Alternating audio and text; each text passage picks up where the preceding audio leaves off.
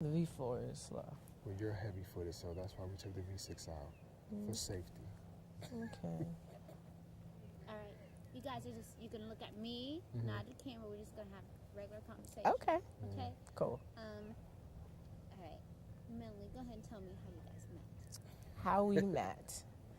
Okay, so it was about 4.5 years ago, and my girlfriends took me out because I got a new job.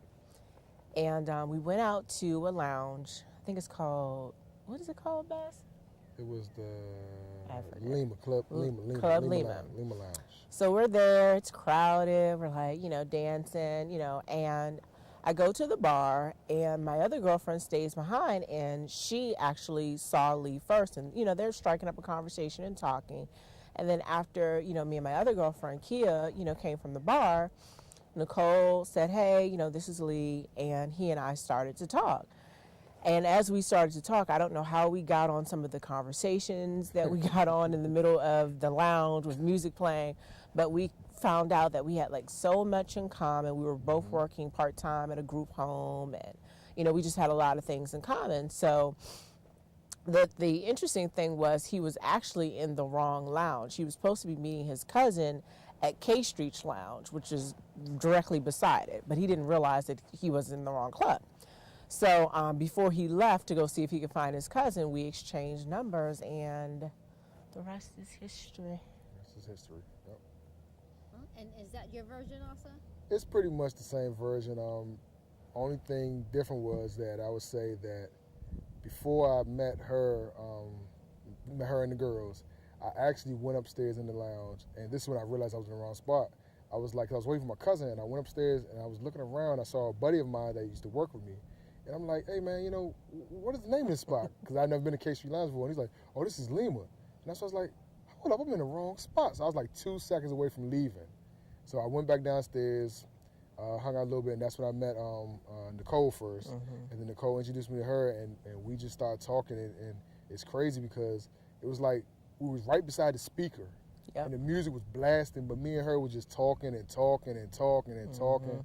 So, we exchanged numbers, and that was it. We set up the first date after that. Wow. So what did you think about her when you first saw her? What did you think? When I first saw her, it was really cool to all the things we had in common. That was the first thing. Like, as we were talking, it was just like, wow, she does that. I do that. And I told her one thing that got her a lot of cool points was at one time the DJ mixed a Biggie Smalls song called "I Got a Story to Tell," and her girlfriends were saying word by word for this song, and I'm a big hip hop fan, so I looked at her like, how did these women know this song? So I gave them all props, like, y'all know the words to this song? And she was like, yeah. And, she talked to him about she went half to the stuff, so yeah. So I was like, this girl might be kind of cool. So what did you think of him? I thought it was cool. Our first couple of conversations, he's very talkative.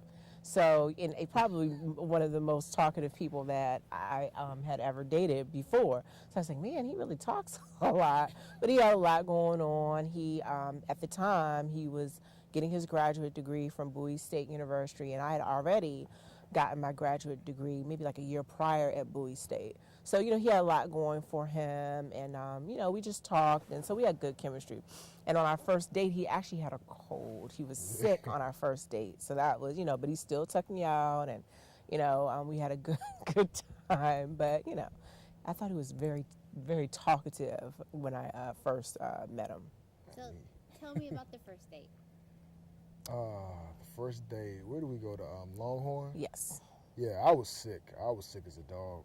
And I called her up earlier, and I was just sniffling on the phone and stuff. And she was like, well, you don't have to go. You sound so sick. But I was like, no, we set this day. We going out. So she doesn't know. I don't think she knows that I think I called my buddy Dub up, like, during the week. And I was talking to him. I was like, yeah, man, I'm going out with the girl I met at the club. And I was like, the first thing I said, I just can't remember, like, really, like, what her physical features are, And he was like, man, just go out and have a good time. I was like, yeah, man, we just joking, like, but what if she had like a big old pimple on her forehead and stuff like that, and we were just joking. So when I picked her up and everything, she was looking beautiful, and I was just sniffling with just snot and everything coming on my nose, and we had a good dinner. We did have a good day. So tell me about the proposal. You want to tell that? No, you tell that story because I talk too much. Well, the proposal was really, really nice. I really like when Lee surprises me and does little thoughtful things. So, he had been telling me about this trip, this surprise trip that he wanted to take me on for like 3 or 4 months prior to us going. Yeah, after football season, because he coaches part time, he said, I want us to go on a trip, for a weekend and get away, but I'm not going to tell you where it is. I'm like, okay. So, I would mention it to my girlfriends and my family, and they were like, "Oh, do you think he's going to propose?" And I was like, "I don't know. I didn't want to get my hopes up high." So, months and months go by, and about a week or so before the trip, he finally tells me where we're going. I guess so I could properly pack, and he took me to New York because we had been talking about going to New York for a couple of days and just hadn't had opportunity to do it. So he just really, really planned this nice trip. We caught the train down there, and he had all these activities planned out for us. So when we get down there, we take a boat tour, and we're walking around, and we go to Macy's. It was just exhausting. And I'm like, sort of kind of like trying to see if I see a box, a lump, or anything in his pocket. I don't see anything. I'm like, oh, well, I'll just enjoy New York while I'm here. So first day, we just go and eat and tour and, I'll have a good time. So the next day, we go to a play. We went to go see Memphis. Memphis, right? Yeah, the play. Memphis. Really good play. We're having a good time. The weather was gorgeous for April. And then we went to a steakhouse, a really nice steakhouse in Wall Street. The Wall Street District. Yeah, the Wall Street District. So when we're there, again, I pretty much let the proposal idea go. So, we're just eating, having a good time, and after we finished eating, I excused myself to the restroom. Now, I didn't know, but he had already called the restaurant and sort of kind of set the whole proposal up. Yeah, I was a little worried because I thought the hostess was going to give it away because when we arrived there, I told the hostess our name, and she had a smile on her face like, uh-oh, I know what's going down. I was like, she did. Calm down, don't give it away. So, yeah, go ahead. So when I come back from the restroom, he's like, "Oh, let's take some pictures." I was like, "Okay." So he calls the waiter over and he said, "Oh, can you take a picture of us?" So the waiter takes a picture or whatever, and then Lee's like, "Oh no, I don't think the flash was on. Can you take another picture?" So the waiter takes another picture, and then Lee's like, "Oh, well, can you take off your shawl in this picture?" And I'm thinking to myself, let this guy go ahead about his business. But he was buying time because he was reaching to pull the ring out. So, I would take my shawl off, and as I'm turning, he said, "Can you put this on in the next picture?" And he had the ring there, and it was a really touching moment. So I was really surprised, and I think I put the ring on and ended up like knocking over my glass or like wine or something in the process. But it was really nice, really nice proposal. Awesome. So tell me a little bit about your future. Oh, the future. It's going to be all about me. No, we're looking forward to our future. We talk about almost every day. Just different things from, moving to having our first child. We're just excited, Yeah. Just it's a lot of stuff we know that we're not going to be able to prepare for. But, just the talk about it and dream about it, we're enjoying that right now. Yeah, we're very excited about that. I mean, with these final weeks, now, I'm almost ready and anxious to start planning out that future together.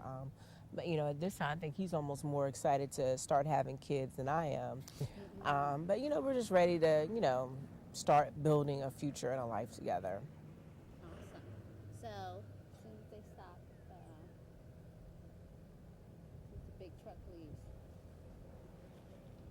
Okay.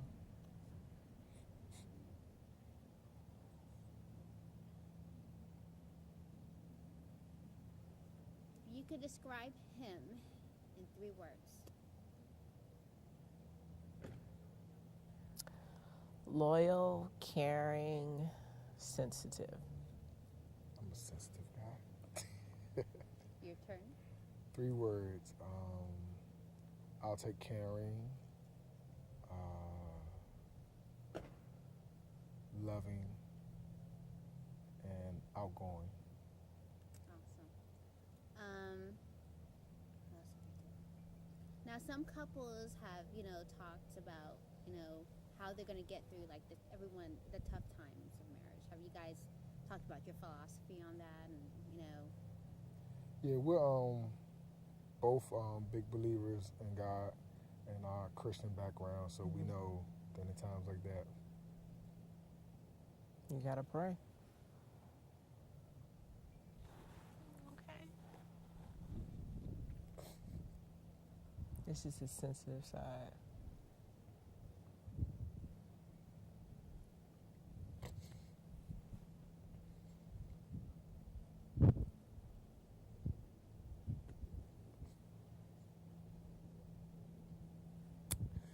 it is gonna be some tough times.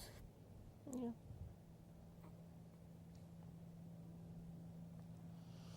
But he's gonna help us get through it, and we're gonna be okay.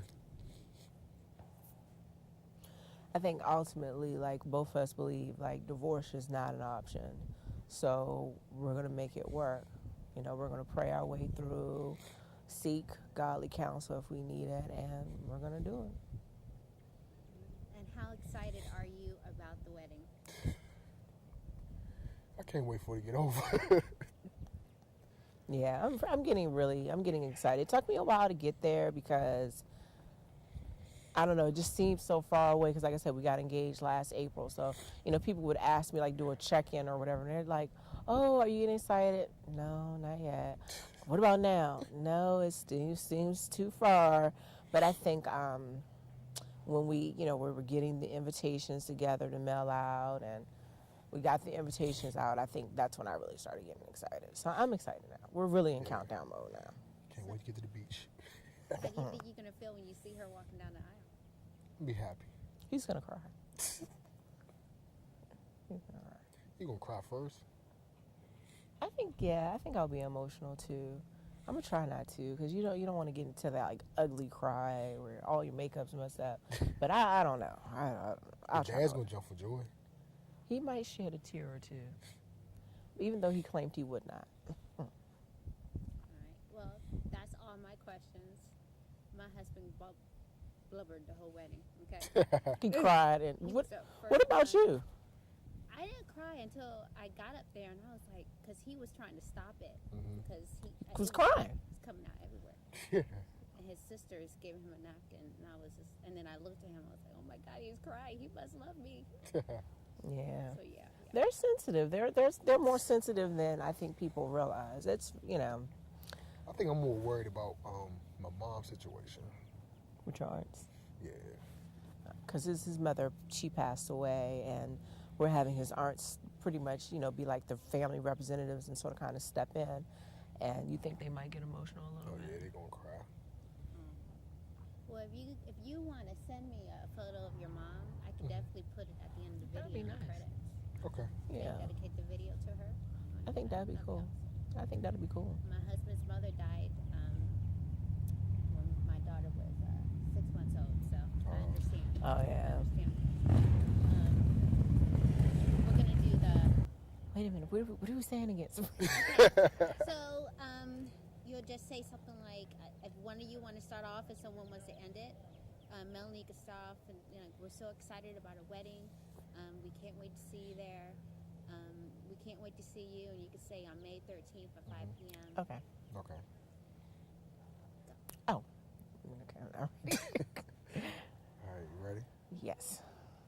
We're so excited about our upcoming wedding, May 13th. At 5 p.m. We cannot wait to see you. Put on your best party dress Dancing shoes. and come on out and have a good time. I was Awesome. looking at the camera, though. That's fine. Okay. That part is fine to look at the camera. Okay. You want to do it one more time? Yes. Let's do it one more time. Anything else you guys want to add? I like the party shoes.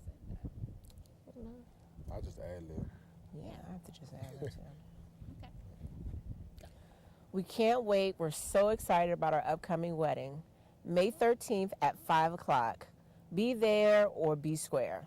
Be square.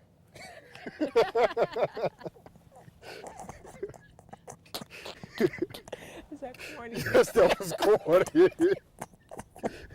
When you took over, I was like, I didn't even say May 13th. You just started it. You were slow to say May BMB Square. I was like, 13th. where are you going with this?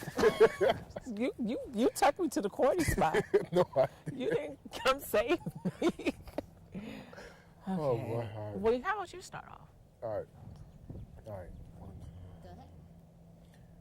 We're so excited the wedding's coming. Make sure you come out May 13th. 5 o'clock. Put on your best outfits. Best dancing shoes. Bring out your best moves, even the robot. If you get a little too happy, there's a hotel across the street. Check in at the Sheraton. See you there.